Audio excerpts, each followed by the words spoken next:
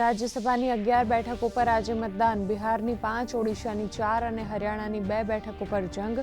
બિહારમાં જેડીયુ અને બીજેપીના નીતિશ કુમાર, રામનાથ ઠાકુર, નીતિન નવીન અને શિવમ કુમાર પ્રમુખ ચહેરાઓ. ક્રોસ વોટિંગ પર સૌની નજર.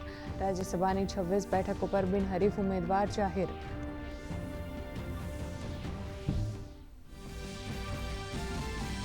સંસદમાં બજેટ સત્રના બીજા તબક્કાનો આજે છઠ્ઠો દિવસ. મહત્વના કાર્યો પર આજે કામગીરી. રાજ્યસભામાં નાણામંત્રી નિર્મલા સીતારમણ વિનિયોગ બિલ વિચારણા માટે સંસદમાં કરશે રજૂ, તો લોકસભામાં રેલ અને કૃષિ મંત્રાલયના અંદાજપત્રની માંગણીઓ પર ચર્ચા.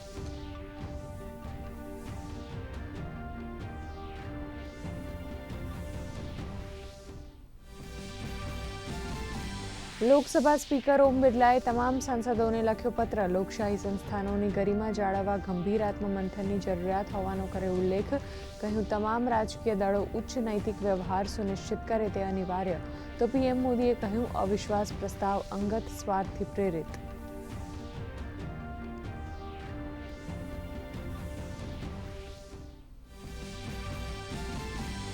પશ્ચિમ બંગાળમાં ચૂંટણીની જાહેરાત બાદ ચૂંટણી પંચનો મહત્વનો નિર્ણય. પશ્ચિમ બંગાળના મુખ્ય સચિવ અને ગૃહ સચિવને તાત્કાલિક અસરથી પદ પરથી હટાવાયા. નંદિની ચક્રવર્તીના સ્થાને દુષ્યંત નરિયાલાની મુખ્ય સચિવ તરીકે નિમણૂક.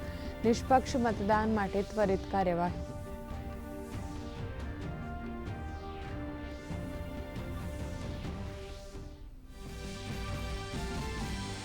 કેરળમ, આસામ અને પુડુચેરીમાં વિધાનસભા ચૂંટણી માટે ઉમેદવારી પત્રક ભરવાની પ્રક્રિયાનો આજથી પ્રારંભ. 23 માર્ચ સુધી ભરી શકાશે ઉમેદવારી પત્રક. 9 એપ્રિલે થશે મતદાન.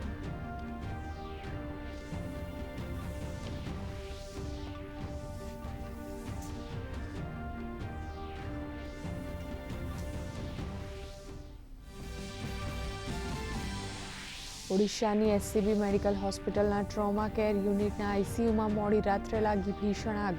દુર્ઘટનામાં 11ના મોત. મુખ્યમંત્રી મોહન ચરણ માંઝીએ ઘટના સ્થળની લીધી મુલાકાત અને સ્થિતિની કરી સમીક્ષા. ન્યાયિક તપાસના આપ્યા આદેશ. મૃતકના પરિવારજનોને ₹25 લાખની સહાયની જાહેરાત.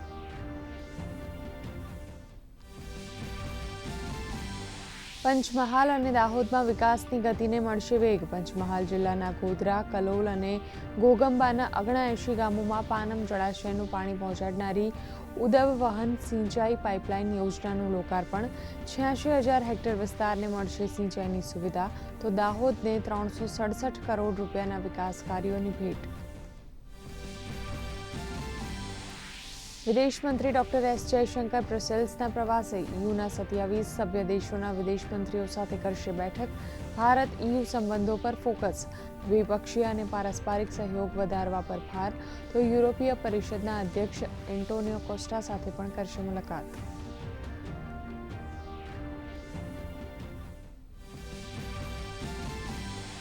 ઇઝરાયલ ઈરાન સંઘર્ષનો આજે 17મો દિવસ. ઇઝરાયલે કહ્યું, ઈરાન પર હુમલા કરવા માટે અમારી પાસે અનેક કારણો અને લક્ષ્યાંકો બાકી.